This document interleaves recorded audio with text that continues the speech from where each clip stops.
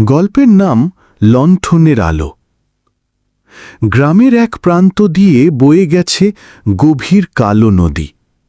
দিনে শান্ত, কিন্তু রাতে ভয়ঙ্কর, কারণ এই নদীতে বহু মানুষ অদৃশ্য হয়ে গেছে।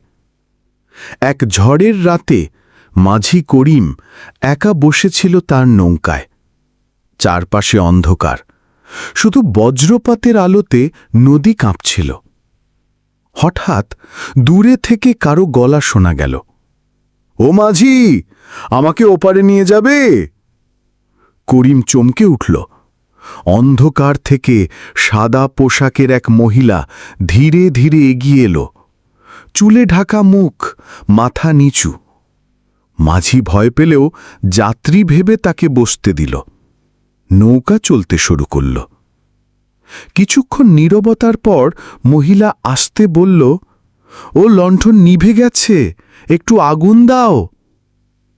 করিম লণ্ঠনের দিকে তাকালো, আর সাথে সাথে তার বুক কেঁপে উঠল।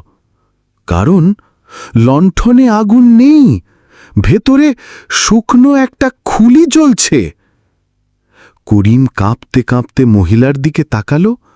মহিলা ধীরে ধীরে মাথা তোলে, চুল সরে গেল, চোখ নেই, মুখ ফাঁকা, দাঁতের জায়গায় লম্বা ধারালো নখ। সে হঠাৎ করেই অদ্ভুত হাসি দিল, "আজ তুমি আর ফিরবে না।" নৌকায় ঢেউ আছড়ে পড়ল, আকাশে বজ্রপাত, নদীতে ঝড়। মহিলা ভেসে উঠে করিমকে জাপটে ধরল। করিমের চিৎকার নদীর অন্ধকারে মিলিয়ে গেল, "বাঁচাও, কেউ আছো?"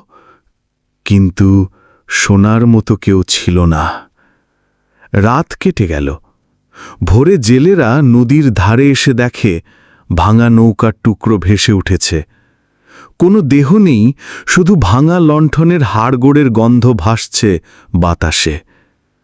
একজন ফিসফিস করে বলল, "শুনেছি আজও মাঝরাতে ওই নদীর ধারে দাঁড়ালে কারো কণ্ঠে শোনা যায়, 'ও মাঝি, আমাকে ও পারে নিয়ে যাবে?'"